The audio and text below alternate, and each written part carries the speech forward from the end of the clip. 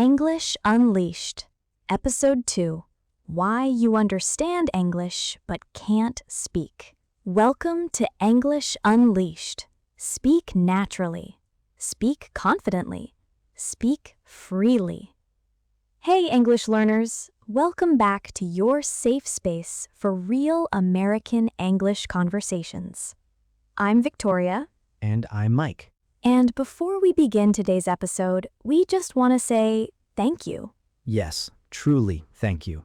Thank you for listening, for learning with us, and for spending part of your day here. Every time you come back to this little podcast space, It becomes warmer more alive.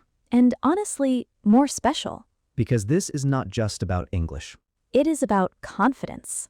It is about connection. It is about becoming someone who can express themselves freely, even if your grammar is still a little dramatic. Especially if your grammar is dramatic. Honestly, mine still has emotional moments. Same. Some of my past sentences should probably apologize to society.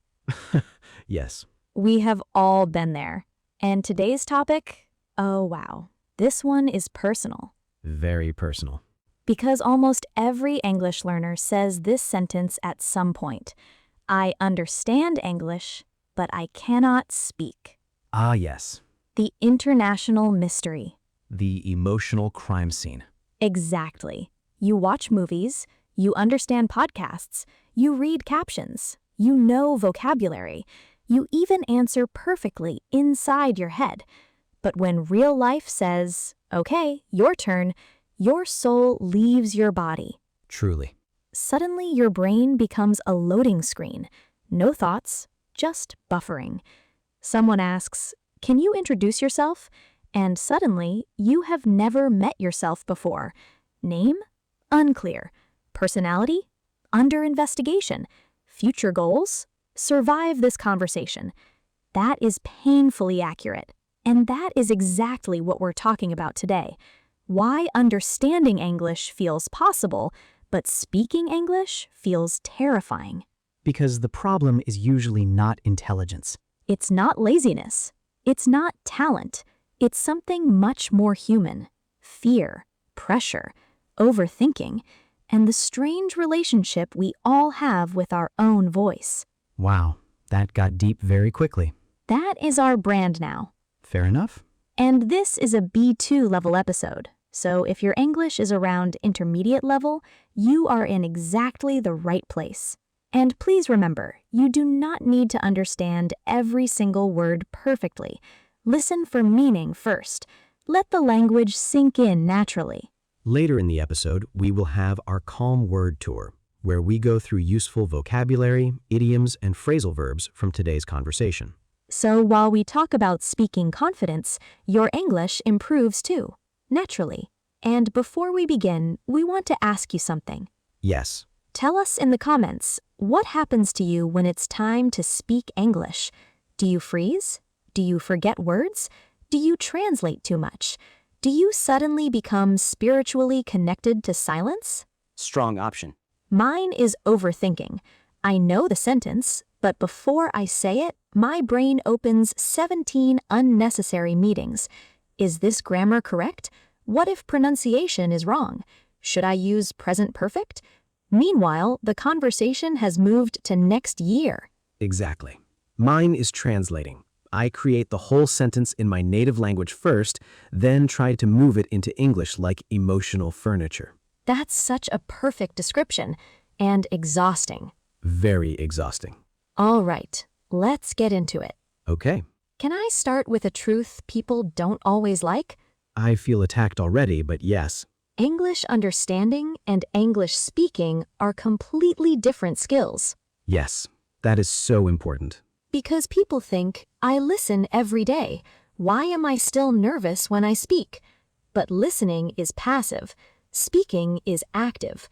Listening says, I recognize this. Speaking says, now create it yourself. And those are not the same thing. Exactly. It's like watching someone swim and then being surprised when your first time in the water feels chaotic. That metaphor is rude, but correct. Very correct. You can understand 1,000 sentences and still struggle to build one under pressure, especially when someone is waiting. Ah, yes, the pressure of human eye contact. Terrifying. Why does someone looking at me make basic grammar disappear? Because your brain loves drama. Apparently. And that brings us to the first big reason: fear of mistakes. Most people aren't afraid of speaking English. They're afraid of being wrong in public. Yes, because mistakes feel personal. Especially when you're an intelligent person in your own language. Then in English, suddenly you feel smaller, slower, less funny, less yourself. Exactly. And people think, I will speak when I become perfect. But perfection is the trap, because confidence doesn't come before speaking. Confidence comes because of speaking. That line deserves applause. Small applause. Respectful applause. Accepted. Because it's true. You don't wait for confidence. You build it. One awkward sentence at a time. One strange phone call. One nervous introduction. One coffee order where you accidentally ask for emotional support instead of extra sugar. That happened once? I refuse to answer that. Which means yes. Absolutely yes. And honestly, mistakes are not the enemy. Silence built from fear is the real problem.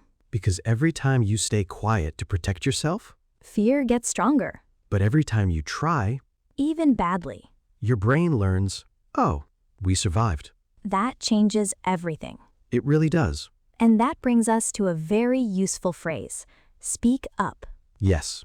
If you speak up, you speak more clearly, bravely, or confidently instead of staying silent. For example, she was nervous in class, but she decided to speak up. Or, the more you speak up, the less power fear has over you. Repeat, speak up. Speak up. Now here comes another hidden problem: translation. Ah, yes. The full-time office job inside your brain. Exactly. Someone asks a simple question, First, your brain listens, then translates it, then creates an answer in your native language, then translates it back into English, then checks grammar, then checks pronunciation, then questions your entire existence. and by that time, The conversation has retired. that is painfully true. This is why many learners say, I know English, but I'm too slow. Because the problem is not vocabulary, it is processing. Yes, Real conversation is fast. People do not pause politely while your brain opens a translation factory. sadly, no.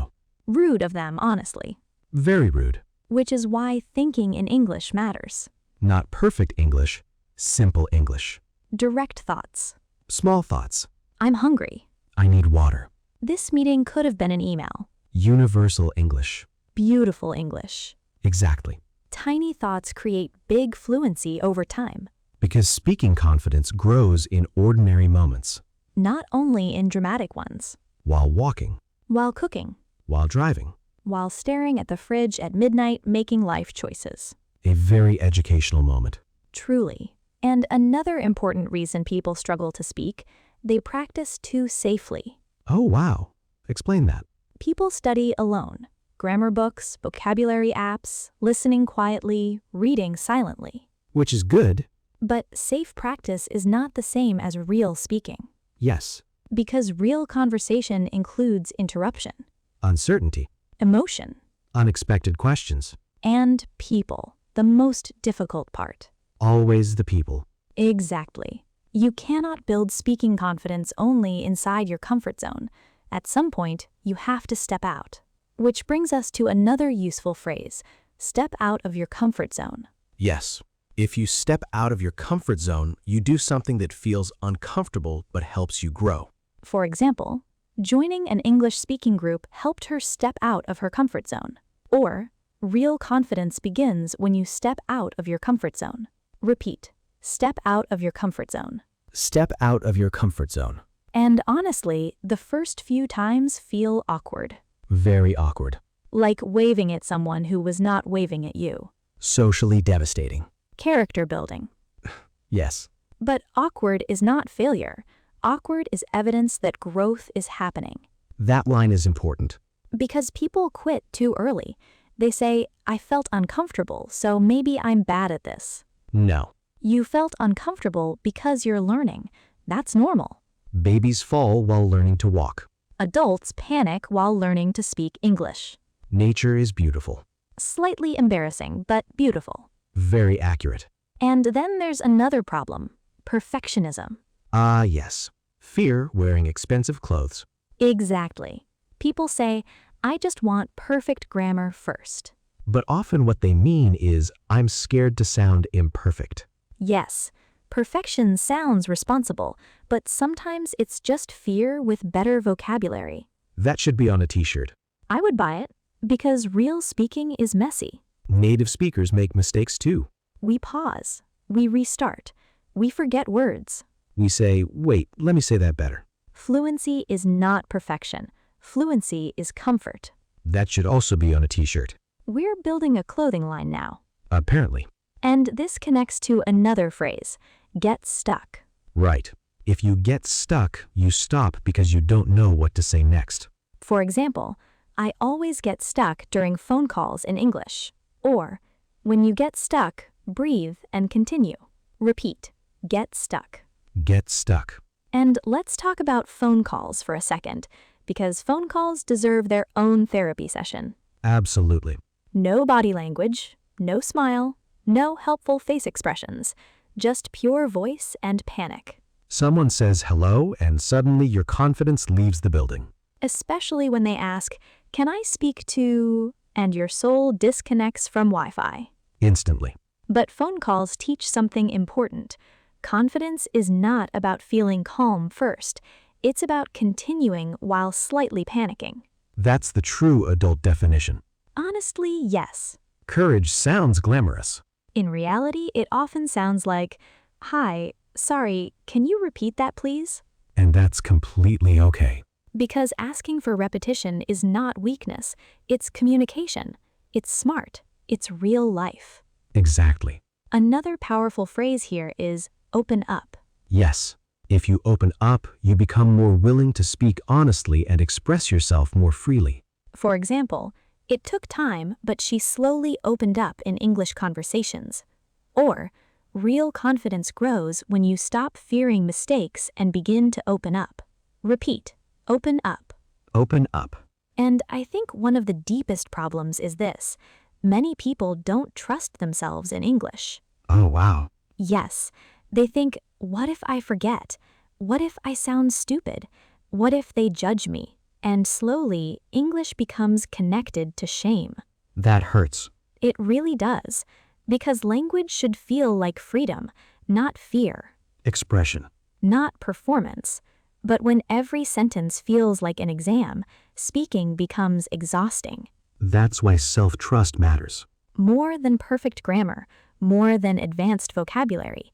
Trusting that even if the sentence is imperfect, you can still communicate. You can still recover.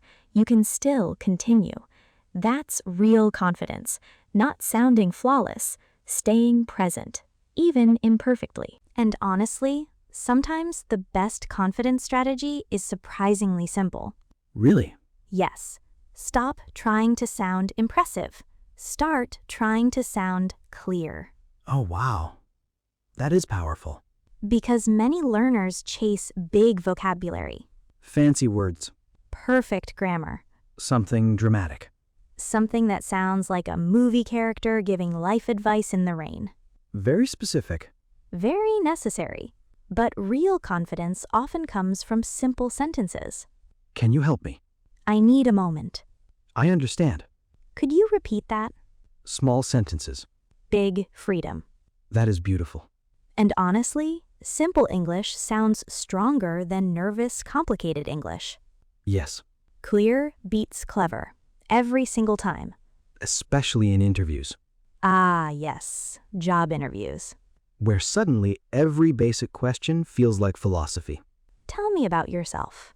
And immediately, I no longer know who I am. name, possibly correct, Strengths? breathing, Weaknesses? this conversation. Perfect answer, honestly. Thank you. But interviews teach an important lesson. Preparation helps, but trust matters more. Because no interview is perfect. No conversation is. The goal is not flawless performance. It is connection, presence, Recovery. the ability to stay calm enough to continue even when things go weird. Especially when things go weird. Because they always do. Always. And that brings us to confidence versus fluency. Yes. People often confuse them, They think, if I become fluent, I will feel confident. but sometimes confidence comes first. Someone with simple English can sound more confident because they trust themselves more, While someone with advanced English still feels afraid. because they are still waiting for permission to be imperfect. Wow, that line stayed with me. Permission to be imperfect. Yes. Many learners are waiting for that. So let me say it clearly. Permission granted. Speak. Try. Pause. Restart. Laugh. Ask again. Continue. That is how fluency grows. Not in silence, in participation. That should definitely be framed somewhere, preferably above every study desk. Absolutely. And there's another famous expression that fits here. Ah, yes. The classic. If you fake it till you make it, you act confident first, even before you fully feel confident. Because sometimes confidence arrives after action, not before. For example, he smiled, spoke clearly, and faked it till he made it. Or, sometimes the fastest way to build speaking confidence is to fake it till you make it. Repeat. Fake it till you make it. Fake it till you make it. And I know some people hear that and think, but isn't that dishonest? No. It is practice. You're not pretending to be someone else. You're practicing becoming the version of you that fear keeps hiding. That's such a beautiful way to explain it. Because confidence is often rehearsal before it becomes reality. Exactly. And then one day, the thing that once terrified you starts feeling normal. You answer the phone without panic. You order coffee without a spiritual crisis. You introduce yourself without forgetting your own biography. Growth. Quiet, beautiful growth. And I think there's one more thing people need to hear. Yes? You're allowed to sound like a learner. Please say that again. You are allowed to sound like a learner. Because you're learning. An accent is not failure. A pause is not failure. A grammar mistake is not failure. Asking someone to repeat is not failure. Trying is not embarrassing. Staying silent forever is much sadder. That one hit hard. Good. Because too many people spend years hiding, waiting, delaying, thinking, one day when I'm ready. But readiness often comes after action, not before. The brave sentence comes first. Confidence follows later. That's the real order. And maybe that's why so many people feel stuck. They're waiting for a feeling instead of building a habit. Oh, wow. Yes. Motivation is emotional. Habits are structural. Motivation says, I feel ready today. Habit says, we're doing this anyway. And habits win. Every time. 5 minutes of speaking practice every day is stronger than one perfect study session every 2 weeks. Small consistency creates self-trust, and self-trust changes everything. Because once you believe, I can rely on myself, fear gets quieter. Not gone, but quieter. And honestly, that's enough. We're not trying to remove fear forever. We're trying to stop letting fear make every decision. That's such an important difference. Courage is not the absence of fear. It's speaking while fear is still in the room. Wow. That deserves dramatic background music. I fully support that, because it's true. Brave people are not fearless people. They're people who learned how to move anyway. Nervously, imperfectly, humanly. And English works exactly the same way. You do not wait to feel fearless. You speak. One hello, one introduction, one awkward sentence, one brave moment, and then another and another and another, until one day speaking no longer feels like danger. It just feels like life. That's the goal. Not perfection, freedom. And before we move into today's calm word tour, take a second and ask yourself this. What would change in your life if you stopped waiting to sound perfect? What conversation would you finally start? Who would you finally speak to? What opportunity would you stop avoiding? Hold that thought, because sometimes one brave sentence changes much more than your English. It changes your life.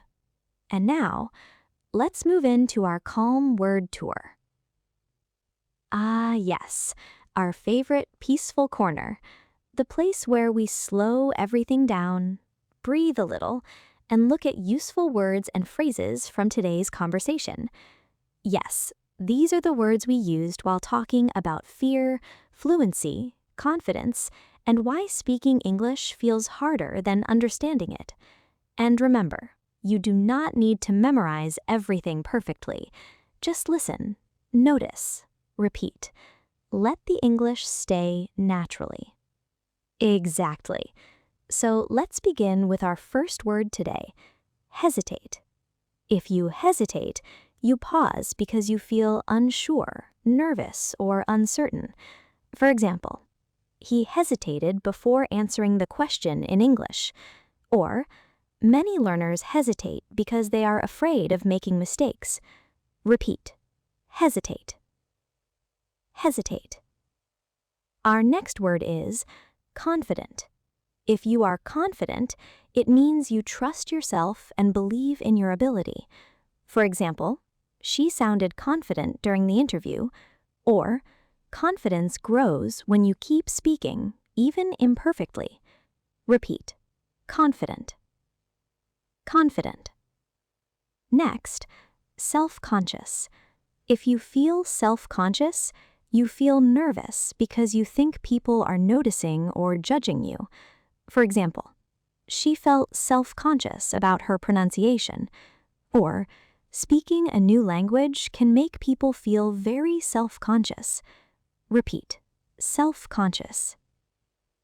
Self-conscious. Now, let's go to a very useful phrasal verb, speak up. If you speak up, you speak more clearly, bravely, or confidently instead of staying silent.